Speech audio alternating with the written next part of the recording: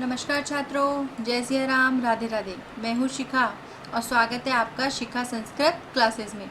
छात्रों, आज हम पढ़ेंगे इकाई 9 अर्थशास्त्र का सामान्य परिचय। ठीक है, जो किसका टॉपिक है, हमारे यूजीसी नेट कोड 25 का टॉपिक है और ये सभी संस्कृत विद्यार्थियों के लिए भी उपयोगी है। इससे पहले जो हम इस यूनिट 9 में पढ़ चुके हैं उसमें हम पढ़ चुके हैं रामायण। क्या पढ़ चुके हैं हम? रामायण। और हम इसमें क्या पढ़ चुके हैं? महाभारत,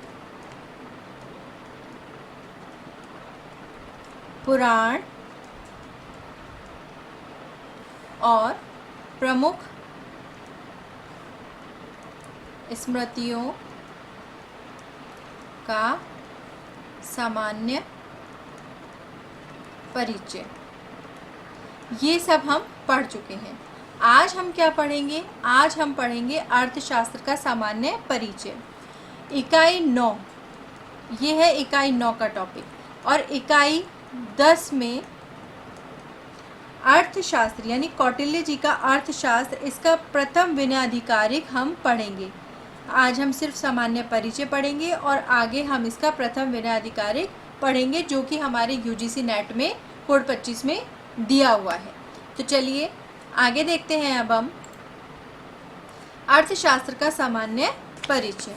अर्थशास्त्र कौटिल्य या चाणक्य, ठीक है, कौटिल्य जी का और क्या कहा गया? चाणक्य कहा गया, जो कि 4वीं शती ईसा पूर्व थे, द्वारा रचित संस्कृत का एक ग्रंथ है।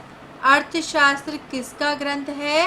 कौटिल्य जी का या फिर चाणक्य जी का। इसमें किसके बारे में बताया गया है? इसमें बताया गया है राज व्यवस्था, कृषि, न्याय, राजनीति आदि के विभिन्न पहलुओं पर इस ग्रंथ में विचार किया गया है। ठीक है, किस किस पर? राज व्यवस्था पर, कृषि पर, न्याय पर, राजनीति पर। ठीक है, अपने तरह का राज्य प्रबंधन विषयक यह एक प्राचीनतम ग्रंथ है। ठीक है, कैसा है? राज्य प्रबंधन विषय से संबंधित राज्य प्रबंधन, और ये कैसा है? प्राचीनतम ग्रंथ है। इसकी शैली कैसी है? इसकी शैली है उपदेशात्मक और सलाहात्मक। ठीक है, इसकी शैली कैसी है? उपदेश वाली और सलाह वाली इसकी शैली है। यह प्राचीन भारतीय राजनीति का एक प्रसिद्ध ग्रंथ है। कैसे ग्रंथ बताया गया है? यह प्राचीन भारतीय राजनीति का एक प्रसिद्ध ग्रंथ बताया गया है। और इसके रचनाकार का व्यक्ति नाम, रचनाकार कौन? कौटिल्य जी। ठीक है, इनका व्यक्ति नाम क्या था? विष्णु गुप्त इनका व्यक्ति नाम था। गोत्र नाम क्या कहेंगे? कौटिल्य, जो कि कुटिल से व्युत्पन्न है। और स्थानीय नाम क्या कहेंगे हम? चाणक्य, जो कि पिता चणक होने से था। ठीक है, क्या आएगा? व्यक्ति नाम आ जाएगा विष्णुगुप्त, गोत्र नाम आ जाएगा कौटिल्य और स्थानीय नाम आ जाएगा इसमें चाणक्य। ठीक है, यह कैसा ग्रंथ है? प्राचीनतम ग्रंथ है। इसकी शैली कैसी है? उपदेशात्मक और सलाहात्मक। ठीक है, और इसमें किसके बारे में बताया गया है? राज्य प्रबंधन विषय से संबंधित इस ग्रंथ में बताया गया है। चलिए आगे देखिए। अर्थशास्त्र, इस ग्रंथ की रचना उन आचार्य ने की जिन्होंने अन्याय और कुशासन से क्रुद्ध होकर नंदों के हाथ में गए हुए शस्त्र शास्त्र पृथ्वी का शीघ्रता से उद्धार किया था। चाणक्य सम्राट चंद्रगुप्त मौर्य के महामंत्री थे। ठीक है, क्या समय दिया हुआ है? 321 से 298 ईसा पूर्व। अब चाणक्य किसके महामंत्री थे? चंद्रगुप्त मौर्य के। ठीक है, उन्होंने चंद्रगुप्त के प्रशासकीय उपयोग के लिए इस ग्रंथ की रचना की थी। किसके लिए की थी उन्होंने? चंद्रगुप्त के जो प्रशासन से संबंधित चीज़ों को उपयोग में लेने के लिए। ठीक है, कि प्रशासन कैसे चलाया जाता है उसके उपयोग के लिए इस ग्रंथ की रचना की थी। यह मुख्यतः कौन सी इसकी सूत्र शैली है? सूत्र शैली में ये लिखा हुआ है और संस्कृत के सूत्र साहित्य के काल और परंपरा में इसको हम रख सकते हैं। ठीक है, यह मुख्यतः सूत्र शैली में लिखा हुआ है। चलिए आगे देखिए।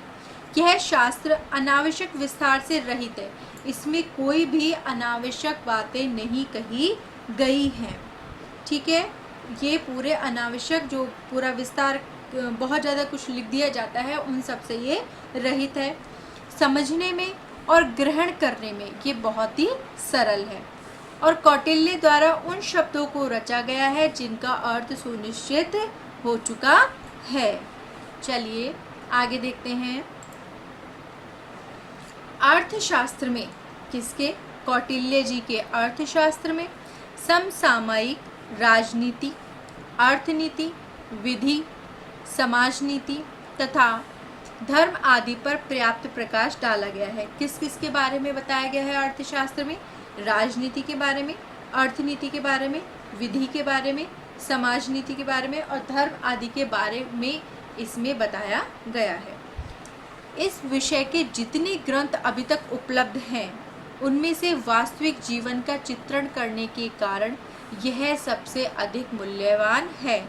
क्यों है यह सबसे अधिक मूल्यवान ये ग्रंथ? क्योंकि इसमें वास्तविक जीवन का चित्रण किया गया है।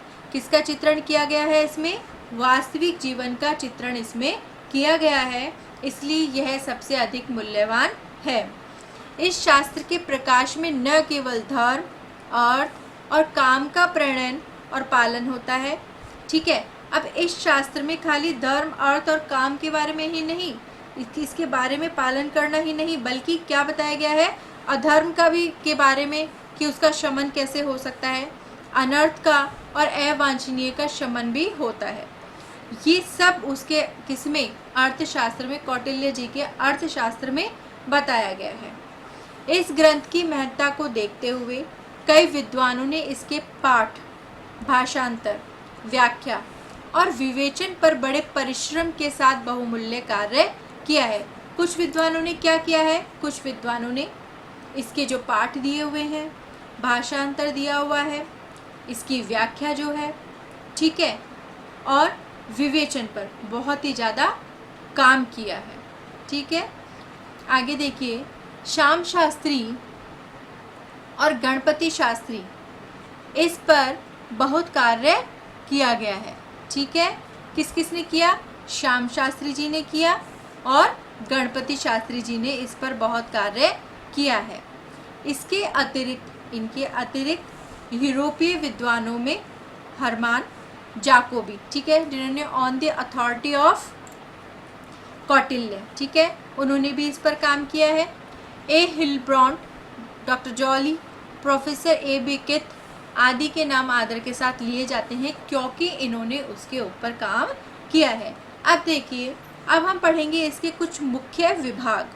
ठीक है, अब हम इसके कुछ मुख्य विभाग पढ़ेंगे, जिसमें देखिए विनयाधिकरण, अध्यक्ष प्रचार, धर्म स्थियाधिकरण, कंटक शोधन, योग व्रताधिकरण, मंडल योन्याधिकरण, शांगुण्य, व्यसनाधिकरण, अभ्यास्य कर्म अधिकरण, संग्रामाधिकरण, संघ व्रताधिकरण, आबल्य साधिकरण, दुर्गलम भोगपायाधिकरण, औपनिषदि का अधिकरण और तंत्र युक्ताधिकरण। इसके कितने विभाग बताए गए हैं? 15 इसके विभाग बताए गए हैं, जो मुख्य विभाग है वो। आगे देखिए, अधिकरणों के अनेक उपविभाग, ठीक है, जिसमें 15 अधिकरण, 150 15 अधिकरण, ठीक है, 150 अध्याय, 180 इसके उपविभाग हैं और 6000 इसके श्लोक हैं। ठीक है, कितने हैं? 15 अधिकरण, 150 अध्याय, 180 इसके उपविभाग और 6000 इसके श्लोक हैं। आगे देखिए, कौटिल्य के अर्थशास्त्र के पूर्व और भी कई अर्थशास्त्रों की रचना की गई थी। ठीक है, जो कौटिल्य जी का अर्थशास्त्र था, हम देखें तो उससे पूर्व भी और उसके बाद भी, ठीक है, बहुत सारे अर्थशास्त्रों की रचना की गई थी, लेकिन उनकी पांडुलिपियाँ अभी उपलब्ध नहीं है। क्या है कि उनकी पांडुलिपियाँ उपलब्ध नहीं है। भारत में प्राचीन काल से ही अगर हम देखें तो प्राचीन काल से ही धर्म के बारे में, काम के बारे में और धर्म, अर्थ और काम के बारे में संयोग और सम्मेलन के लिए प्रयास किए जाते रहे हैं। और उसके लिए क्या हुआ, शास्त्रों, स्मृतियों, पुराणों में विशद चर्चाएं भी की गई हैं। कौटिल्य ने भी अर्थशास्त्र में, ठीक है, किन्होंने, कौटिल्य जी ने अर्थशास्त्र में धर्म, काम और अर्थ की प्राप्ति के उपायों की व्याख्या की है। और किसने की, वात्सायन जी ने भी। किसमें की, कामसूत्र में। किसकी, धर्म, अर्थ और काम के संबंध में सूत्रों की रचना की है। ठीक है, अब हम आगे देखेंगे। अपने पूर्व अर्थशास्त्रों की रचना की बात स्वयं कौटिल्य ने भी स्वीकार की है। कौटिल्य जी मानते थे कि उनसे भी पूर्व अर्थशास्त्रों की रचना की गई थी। अपने अर्थशास्त्र में कई संदर्भों में उन्होंने आचार्य बृहस्पति, भारद्वाज, शुक्राचार्य, पाराशर, पिशुन, विशालाक्ष आदि आचार्यों का उल्लेख किया है। ठीक है, किन्होंने अपने अर्थशास्त्र में कई संदर्भों में। ठीक है, ऐसा प्रतीत होता है कि कौटिल्य के पूर्व शास्त्र दंड नीति कहे जाते थे। कैसा कि कौटिल्य से पूर्व के जो शास्त्र थे वो दंड नीति कहे जाते थे और वे अर्थशास्त्र के समरूप होते थे। परंतु जैसा कि अनेक जो विद्वान हैं उन्होंने क्या स्वीकार किया कि दंड नीति और जो अर्थशास्त्र है दोनों समरूप नहीं है। ठीक है, दंड नीति और जो अर्थशास्त्र है वो दोनों क्या है, समरूप नहीं है। UN घोषाल के अनुसार अर्थशास्त्र ज़्यादा व्यापक शास्त्र है जबकि दंड नीति मात्र उसकी शाखा है। ये आपको याद रखना है कि UN जो घोषाल है उनके कथन के अनुसार जो अर्थशास्त्र है वो ज़्यादा व्यापक शास्त्र है और जबकि दंड नीति है वो क्या है, मात्र एक उसकी शाखा है। कौटिल्य के पश्चात लिखे गए शास्त्र नीति शास्त्र के नाम से विख्यात हुए। ये आपको याद रखना है कि कौटिल्य जी के अर्थशास्त्र के बाद, ठीक है, कौटिल्य जी के पश्चात जो भी शास्त्र लिखे गए थे वो नीति शास्त्र के नाम से विख्यात हुए थे। जैसे कामंदक नीति सार, कौन सा है, कामंदक नीति सार।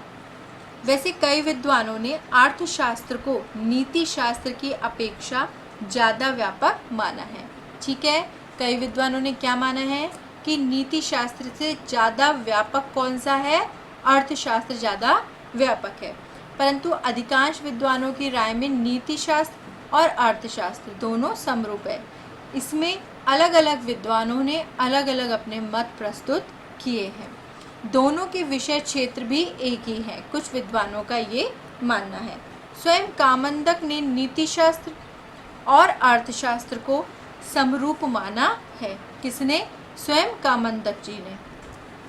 उपयुक्त विवेचन, अब जो हमने सब कुछ पढ़ा है उससे क्या स्पष्ट होता है कि कौटिल्य के अर्थशास्त्र के पूर्व और उसके बाद भी अर्थशास्त्र जैसे शास्त्रों की रचना की गई है। ठीक है, कि जो अर्थशास्त्र था कौटिल्य जी का उससे पूर्व भी और उसके बाद भी बहुत सारे अर्थशास्त्रों की रचना, अर्थशास्त्र जैसे शास्त्रों की रचना की गई है।